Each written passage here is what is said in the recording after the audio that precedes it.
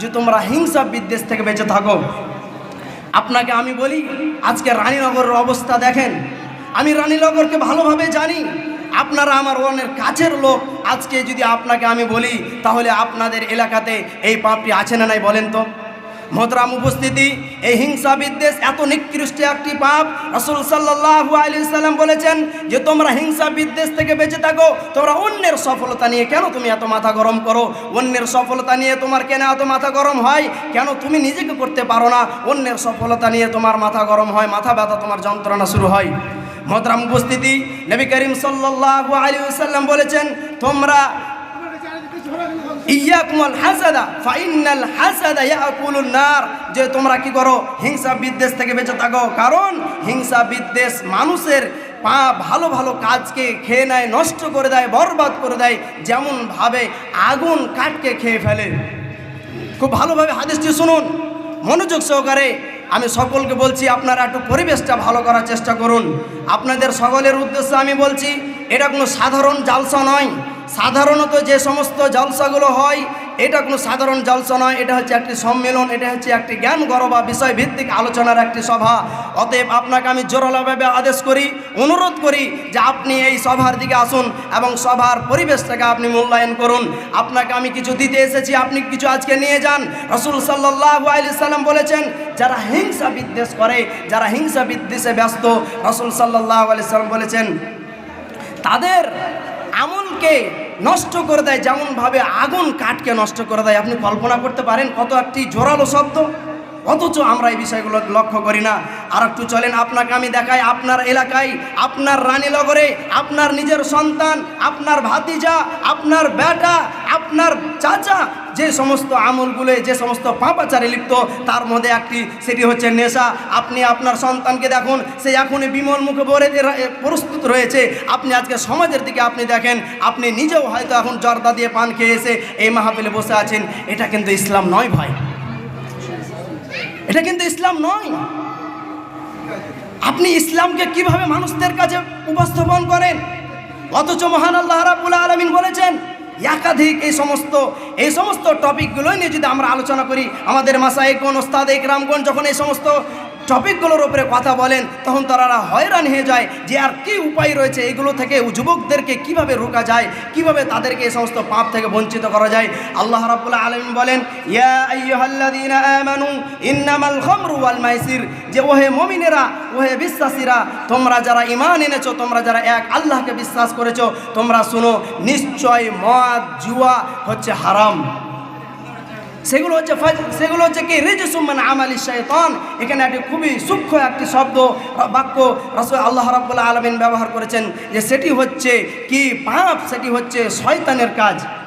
তাহলে আমরা মুসলিম হয়ে, আমরা নিজেকে আহলুল হাদিস দাবি করে, আমরা নিজেকে সঠিক আকীদার মানুষ মনে করে, আমরা তাওহীদবাদী দাবি করে, আপনার সন্তান, আপনি নিজেই যদি এই সমস্ত কুকর্মে, এই সমস্ত পাপাচারে, এই সমস্ত নেশাতে যদি আপনি ব্যস্ত থাকেন, তাহলে আপনি কিভাবে নিজেকে মুসলিম বা আহলুল হাদিস পরিচয় দিতে পারেন? এটা তো বড় দুঃখের বিষয়, এটা তো বড় পরিতাপের বিষয়, এটা তো বড় খারাপ বিষয়, এটা তো বড় লজ্জার বিষয়, এটা তো একটা খুবই ঘৃণিত, নিন্দিত বিষয়। মোহতারাম উপস্থিতি, আপনাকে আমি দৃষ্টি আকর্ষণ করার জন্য অনুরোধ জানাচ্ছি, আপনি আমার দিকে একটু দৃষ্টি আকর্ষণ করুন। আজকে আপনাদের সমাজে আরও যে সমস্ত পাপগুলো হয়ে থাকে, সে সমস্ত পাপগুলোর মধ্যে আরেকটি পাপ হচ্ছে বেনামাজির হার।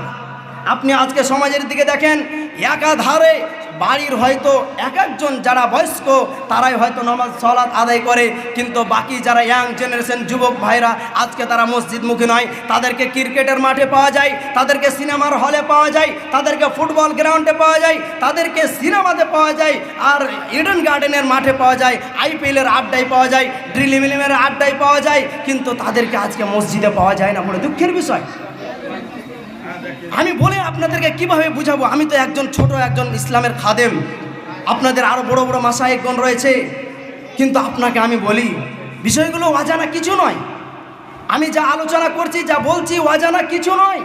আমরা সব কিছু জানি, সব কিছু আমাদের মুখস্থ, আমাদের ঠোঁটে রয়েছে, কিন্তু আমাদের যেটা সবচাইতে কমতি আর ঘাটতি রয়েছে, সেটা হচ্ছে আমরা অন্তর থেকে, আমরা হৃদয় থেকে সেটাকে মেনে নিতে পারছি না, সেটা আমরা অনুধাবন করতে পারছি না যে আসলেই যে এটা সত্য, আসলেই যে নেশা মানুষকে ক্ষতির দিকে নিয়ে যায়, আসলেই যে নেশা বেহায়াপনা, জেনা, ব্যভিচার, হিংসা, বিদ্বেষ, বেনামাজি, এই সমস্ত যে আসলে সংসারকে বরবাদ করে যায়, সমাজকে নষ্ট করে দেয়, মন মানসিকতাকে যে নষ্ট করে দেয়, তার মূল এটা আমরা অনুধাবন করতে পারছি না।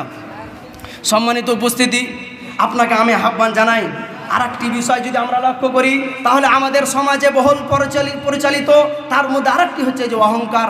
আপনি সমাজের দিকে একটু দেখেন, আপনি আজকে মহাশারাতে আপনি আজকে সমাজের দিকে যদি লক্ষ্য করেন, যারা আজকে 2 টাকার মালিক হয়েছে তাদের 5 জমিন আজকে লাগে না, 2 টাকার মালিক হয়ে তাদের আজকে অহংকারের ঠালায় টিকা যায় না। অথচ আল্লাহ রাব্বুল আলামিন বলেছে, শুনো, ইন্নাল্লাহা লা ইউহিব্বু মান কানা মুখতালান ফাখুরা, যে মহান আল্লাহ রাব্বুল আলামিন কিন্তু অহংকারীকে, যারা গর্ব করে, অহংকার করে, তাদেরকে আল্লাহ পছন্দ করে না।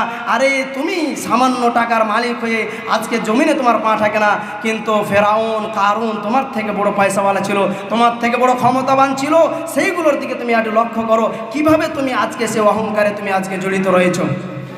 সম্মানিত মুসলিম সমাজ, আপনাকে আমি আরেকটি বার্তা দিতে চাই, আপনার মধ্যে যদি এই আমল থাকে, আপনার মধ্যে যদি এই সমস্ত কুকর্ম থাকে, এই সমস্ত পাপাচার থেকে আপনি ফিরে আসুন। মোহতারাম উপস্থিতি, আমার সময় হয়ে গেছে, আমি মাশায়েখের কাছে কয়েকটি মিনিট আমি শুধু আমার বিষয়ের সারাংশটা শেষ করার জন্য বলছি যে আমাদেরকে মুসলিম সমাজকে আরও সচেতন হতে হবে। এই সমস্ত হালাকার মাধ্যমে, এই সমস্ত প্রোগ্রামগুলোর মাধ্যমে আমাদের মুসলিম সমাজকে, আহলুল হাদিসকে বিশেষভাবে আমাদেরকে ই করতে হবে। তাহলে আমরা যদি এই সমস্ত পাপগুলো ছাড়ার আমরা সচেতন হই বা চেষ্টা করি, তাহলে আমাদেরকে সর্বপ্রথম যে বিষয়টা করতে হবে, খুব ভালোভাবে 2-1টি কথা আপনারা মনে রাখবেন। আপনাদেরকে আমি শুধু কয়েকটি পয়েন্ট আপনি বলে দিই যে এই সমস্ত পাপ থেকে বাঁচবেন কিভাবে। এই যে এত সমাজে যে পাপ কমাতে পারছি না, এত আলেম উলামারা বলছেন, উলামারা বলে আজকে ইউটিউব, ফেসবুক, টুইটারের মাধ্যমে এত জালসা, এত জুলুস, এত মাহফিল, এত ওয়াজ, বক্তারা বলে তাদের প্যাকেট ভর্তি, তাদের 2-3-4 তলা বাড়ি হয়ে গেল, কিন্তু সমাজ আজকে শুধরালো না। আপনাকে কয়েকটি আমি পয়েন্ট টিপস দিয়ে যাই, যে সমস্ত টিপসগুলো যদি আপনি জীবনে অনুকরণ করেন, আমি আশাবাদী, এটি আমি আল্লাহর উপরে বিশ্বাস করি, আপনি আশা করি আপনি এই সমস্ত পাপ থেকে ফিরে আসবেন। মোহতারাম, 2-4 মিনিট আমি পয়েন্টটি বলে দিই। তো আপনারা এই বিষয়গুলো দিয়ে খেয়াল রাখবেন, তাহলে আমি আশা করি যে সমাজটা পরিবর্তন হবে। 1 নম্বর কাজ হলো কি, যে আলেম উলামাদের অমনোযোগী, বিশেষভাবে যারা আলেম উলামা, সবাইকে আমি কি করছি না, যারা বাস্তবে আজকে আলেম হয়ে আলেমের নামে কলঙ্কিত বা আলেম নামে যারা আজকে ভণ্ডামি করছে, তাদেরকে আপনারা সাহায্য করবেন। আর যারা আলেম উলামা যদি আজকে একটু সচেতন হয়, মাজাটা একটু সোজা করে, কোমর সোজা করে যদি জাতির উন্নয়ন হয়, জাতিকে শুধরানোর কাজ করে, আমি আশা করি এত সমাজে পাপ হবে না। পাপ সমাজে হবে, কিন্তু এত হারে আর সমাজে পাপ হবে না। অতএব আপনাকে আমি বলি, আপনি আলেম উলামা দ্বারা একটু সজাগ হতে হবে। দ্বিতীয় পয়েন্ট যেটি হলো, কমিটি ভাইদের, যারা মসজিদ, মাদ্রাসা ইত্যাদি